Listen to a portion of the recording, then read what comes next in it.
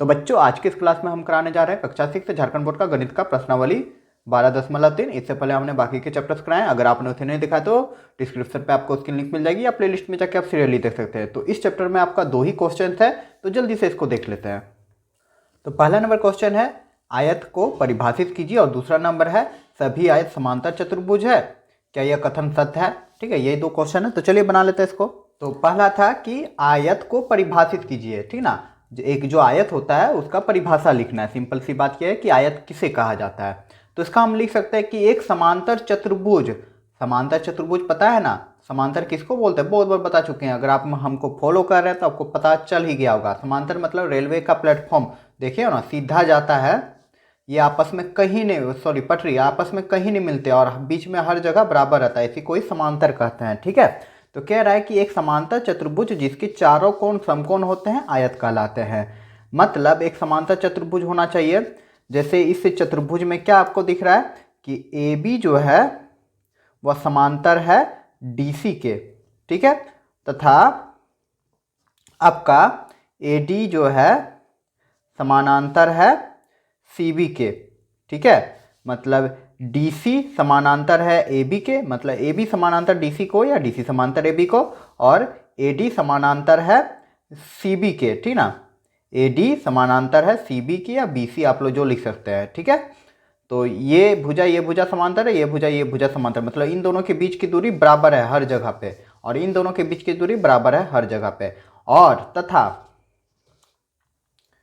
हम क्या लिख सकते हैं कि कौन ए बराबर है कौन बी के बराबर, बराबर है कौन सी के बराबर है कौन डी के, इक्वल टू सबका मान कितना है 90 डिग्री। ठीक है, यही चीज़ है। तो हम लिख सकते हैं इसका परिभाषा कि एक समांतर चतुर्भुज जिसके चारों कोण समकोण है। देखो ये समकोण है, कौन ए कौन बी कौन सी कौन डी सब आपस में बराबर है। क्यों? क्योंकि चारों कोण 90 डिग्री के समकोण है और एक समांतर चतुर्भुज होना चाहिए। ठीक है, तो यही लिख सकते हैं परिभाषा। इतना आप लोग लिख देंगे, आपका आंसर हो जाएगा। हमने परिभाषा ये लिया है, बहुत सी किताब में आपको अलग अलग मिलेगा, लेकिन आपके बुक में यही परिभाषा है, इसलिए हमने यही लिखा है। ठीक ना, और भी परिभाषा हो सकता है आयत का हम परिभाषा लिख सकते हैं कि एक चतुर्भुज जिसकी आमने सामने की भुजा बराबर हो तथा प्रत्येक कोण समकोण हो उसको आयत कहते हैं। ये भी हो सकता है आमने सामने की भुजा बराबर हो और प्रत्येक कोण समकोण हो। ठीक है, चलिए दूसरा देख लेते हैं।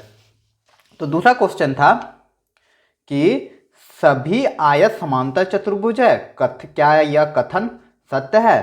तो हम इसका आंसर लिख देंगे हाँ, सभी आयत समांतर चतुर्भुज होते हैं। क्योंकि आयत के बारे में अभी हम लोग जाने, आयत किसको बोलते हैं कि एक समांतर चतुर्भुज को बोला जाता है जिसके चारों कोण 90 डिग्री हो। ठीक ना, आयत किसको बोलते हैं, एक समांतर चतुर्भुज को बोला जाता है, मतलब आमने सामने की भुजा समांतर होनी चाहिए और प्रत्येक कोण 90 डिग्री होगा, उसी को ही समांतर चतुर्भुज कहेंगे। तो सभी आयत जो है, जितना भी आयत बनता है उसके आमने सामने की भुजा समांतर होती है और प्रत्येक कोण 90 डिग्री होती है। अभी जस्ट हमने जाना, तो यही लिख देंगे कि हाँ, सभी आयत समांतर चतुर्भुज होते हैं क्योंकि आयत की सम्मुख भुजाएं समांतर और बराबर होती है। सम्मुख भुजाएं मतलब आमने सामने की भुजा समांतर होती है और बराबर भी होती है। ठीक है, मतलब ये भुजा इसके समानांतर है और ये भुजा इसके समानांतर है और बराबर भी है। ठीक है, इतना लिख देंगे, आपका आंसर हो जाएगा। तो यहाँ पे मेरा प्रश्नावली 12.3 कंप्लीट होता है। उम्मीद करूंगा कि क्वेश्चन समझ गए होंगे। अगर अभी भी आप लोगों को कोई दुख तकलीफ या दर्द रह गई हो तो आप लोग कमेंट जरूर कीजिएगा, हम सारे कमेंट को रिप्लाई जरूर देंगे। ठीक है बच्चों, तो चलिए बच्चों मिलते हैं अगले वीडियो पे।